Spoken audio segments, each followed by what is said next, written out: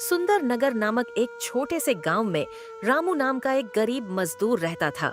वह दिन भर मेहनत करके अपनी रोजी रोटी कमाता था, पर कड़ी मेहनत के बावजूद उसकी कमाई बहुत कम थी। रामू का परिवार मुश्किल से गुजरा करता था और काम न मिलने पर उन्हें भूखा सोना पड़ता था। दिवाली से ठीक एक दिन पहले उसकी पत्नी रीता ने उससे कहा, सुनो जी, मैं क्या कह रही थी कि कल तो दिवाली है। बच्चों को तो पता है वो पटाखे और फूल झड़ियां लाने की जिद कर रहे हैं। आपको 2-3 दिन से काम भी नहीं मिला तो पैसे कहाँ से आएंगे? आप आज किसी भी तरह काम ढूंढिए। अगर आज भी पैसे नहीं आए तो हमारे बच्चे कल भूखे रह जाएंगे। कल के लिए तो खाना बनाने तक का राशन भी नहीं है। कुछ भी करके कोई उपाय निकालिए। अरे हाँ हाँ, मैं ऐसे ही थोड़े बैठा हूँ। मैं भी तो काम ढूंढ ही रहा हूँ। काम मिले तब तो कुछ होगा ना। मैं हाथ पर हाथ रख कर नहीं बैठा। और अगर बच्चे जिद कर रहे हैं तो तुम उन्हें समझा देना कि अभी पैसों की तंगी चल रही है। बच्चे ना समझ थोड़ी हैं, वो खुद समझ जाएंगे। तुम समझाकर तो देखो। अरे, आप बात को क्यों नहीं समझ रहे? मान भी लिया कि बच्चे समझ जाएंगे, पर बच्चे भूखे थोड़ी रहेंगे। दीपावली के दिन राशन तक के लिए भी पैसे नहीं है हमारे पास। कम से कम राशन लाने लायक पैसे तो दे दीजिए। मैं अपने बच्चों को भूखा नहीं देख सकती। अच्छा ठीक है, मैं कुछ उपाय सोचता हूँ। मुझे भी चिंता है। ठीक है, मैं अभी काम खोजने निकलता हूँ।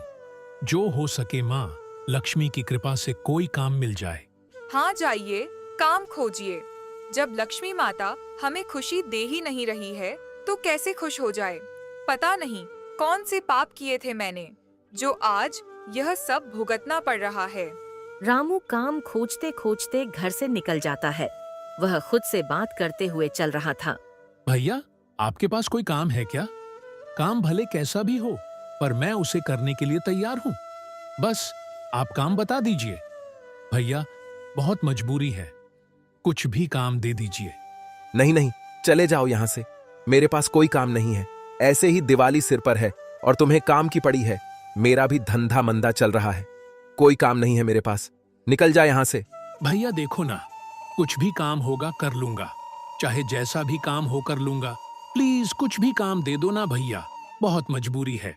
अरे, जब तुम्हें एक बार कह दिया तो समझ में नहीं आता क्या? नहीं है काम तो नहीं है काम। तुम्हें सुनाई नहीं दे रहा है?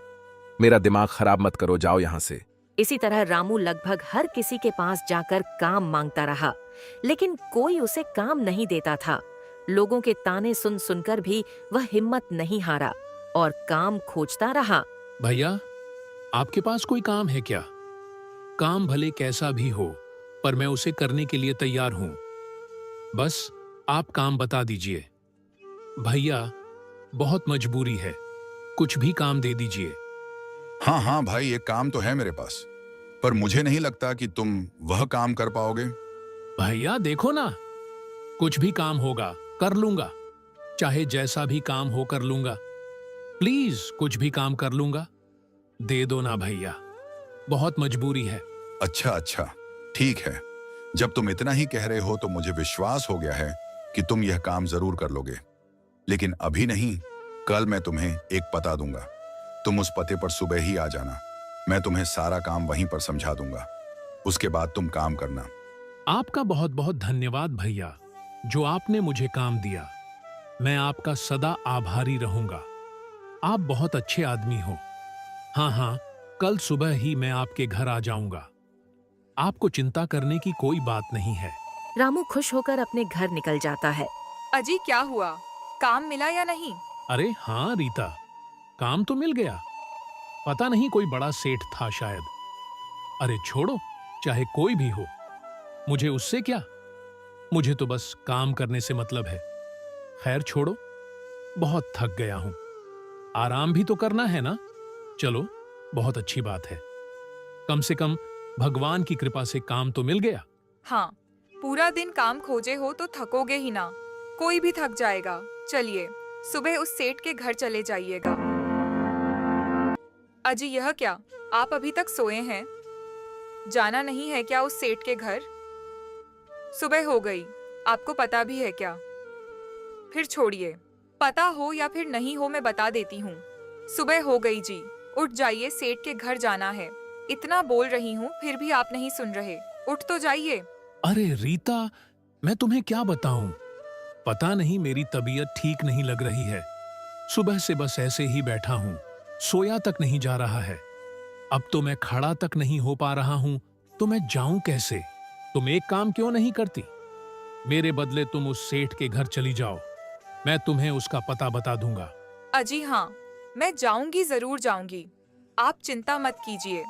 जब आपकी तबीयत बिगड़ गई है तो उसमें चिंता करने की कोई बात नहीं है। आप घर में आराम कीजिए और मैं सेठ के घर जाकर काम करती हूँ, क्योंकि अगर काम नहीं करूँगी तो बच्चे आज भूखे ही रह जाएंगे और मैं अपने बच्चों को भूखा नहीं देख सकती। सेठ जी, कल जिनको आप काम दिए थे वह मेरे पति रामू थे और मेरे पति की इतनी जोर से तबीयत खराब हुई कि वह आ नहीं सके।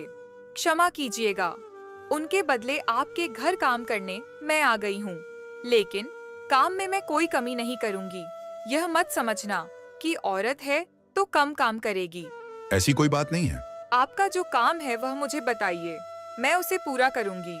अरे बेटी, मुझे उससे क्या मतलब? तुम आओ चाहे तुम्हारा पति आए, मुझे तो बस काम करवाना है। चाहे तुम काम करो या फिर तुम्हारा पति काम करे, मुझे उससे कोई भी मतलब नहीं है, कोई ऐतराज नहीं है उससे। हाँ, मैं तुम्हें काम समझा देता हूँ। मेरा एक बहुत बड़ा बगीचा है, उस बगीचे को तुम्हें साफ सफाई करना है, क्योंकि आज दीपावली की रात को हम लोग वहां पर पार्टी करेंगे, इसलिए तुम उसको साफ कर दो। कोई बात नहीं सेठ जी, मैं साफ सफाई कर दूंगी। आप चिंता ना करें, मैं पूरे बगीचे को साफ कर दूंगी। मुझे कोई ऐतराज नहीं है। बस कुछ ही समय में पूरा बगीचा जगमग उठेगा। रीता बगीचा साफ करने चली गई, लेकिन जैसे ही रीता बगीचे की साफ सफाई कर रही थी, वैसे ही वहाँ पर सेठ की मालकिन यानी सेठ की पत्नी आकर कहती है, अरे बहन, मैं तुम्हें क्या बताऊं, मेरे छोटे बेटे को ना सांप ने काट लिया। चल जल्दी बहन, देख उसे, सेठ जी भी घर में नहीं है। मेरी मदद कर बहन, मैं घर में अकेली हूँ, मेरे बेटे को सांप ने काट लिया है। मदद कर बहन मेरी, प्लीज। अच्छा, तो सांप ने काट लिया। बहन, मुझे सांप का जहर निकालना बहुत अच्छे तरीके से आता है। मेरे पिताजी ने सिखाया था। उससे आपका बेटा सुरक्षित हो जाएगा। बताइए आपका बेटा किधर है? मैं आपकी जरूर मदद करूंगी। चलिए जल्दी जल्दी, लेट मत कीजिए, समय की बर्बादी नहीं करनी चाहिए। हाँ हाँ बहन, जल्दी चल, वरना मेरे बेटे को कहीं कुछ हो ना जाए।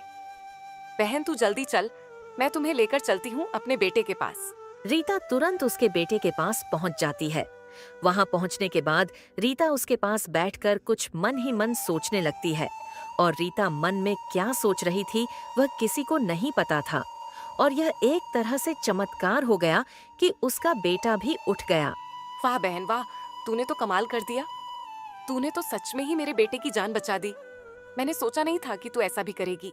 बहन, अगर आज तू नहीं होती तो शायद मेरा बेटा भी ना होता।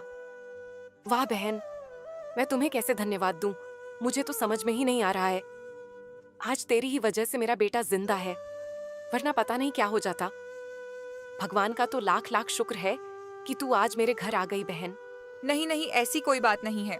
आपने मुझे धन्यवाद बोल दिया, यही मेरे लिए बहुत बड़ी बात है।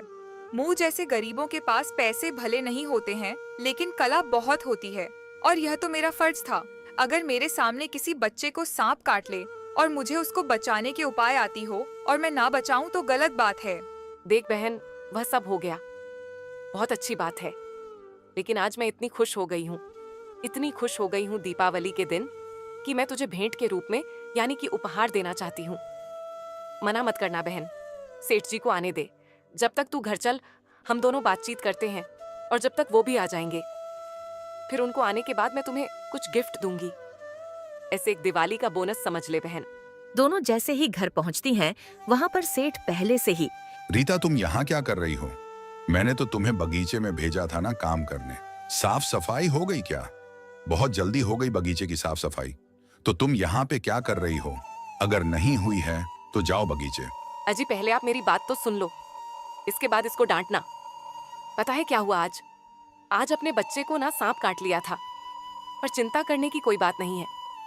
ये रीता ने उसको बचा लिया। पता नहीं कैसा मंत्र पढ़ा कि अचानक से मेरा बच्चा उठ बैठा और ठीक हो गया। जी, इसको तो हमें धन्यवाद बोलना चाहिए। और मैं क्या सोच रही थी कि धन्यवाद बोलने से थोड़ी कुछ हो जाएगा।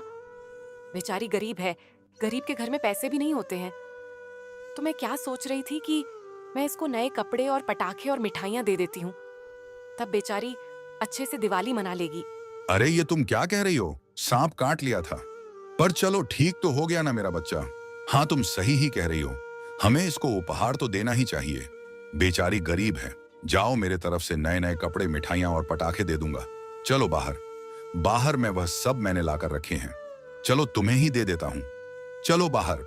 ले रीता, मेरी तरफ से छोटा सा उपहार। हालांकि ये मैंने अपने बच्चों के लिए लाया था, लेकिन मैं तुझे दे रहा हूँ क्योंकि मैं अपने बच्चों के लिए तो दूसरा नया लेकर आ जाऊंगा। लेकिन तू कहाँ से लाएगी? इसमें मिठाइयाँ, कपड़े और पटाखे हैं। ये तू अपने बच्चों को देना तो तेरे बच्चे बहुत खुश हो जाएंगे। जा रीता, अच्छे से दीपावली मना। मालकिन जी, मैं कैसे धन्यवाद बोलूं? मुझे समझ में नहीं आ रहा है। मुझे चिंता थी कि मुझ जैसे गरीब की दीपावली कैसे मनेगी, पर आपने उस चिंता को ही दूर कर दिया। आज मैं खुश भी बहुत हूँ और खुशी के आंसू भी आ रहे हैं। रीता पटाखे, नए कपड़े और मिठाइयाँ लेकर अपने घर चली जाती है और सारी घटना अपने पति रामू को बताती है। हाँ हाँ, मैं सारी घटना समझ गया। लेकिन देखो, इससे यह तो पता चल गया ना कि भगवान हम जैसे गरीब की भी मदद करते हैं। किसी ना किसी कारण से हम लोग की दीपावली तो अच्छे तरीके से मन जाएगी ना। वरना रात को खाने तक के पैसे नहीं थे और मेरा बुखार भी आया था।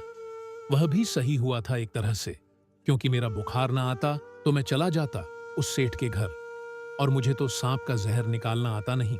तो बच्चों, हमें इस कहानी से यह सीख मिलती है कि हमारे जीवन में बहुत सी परेशानी आती है, पर हमें घबराना नहीं चाहिए।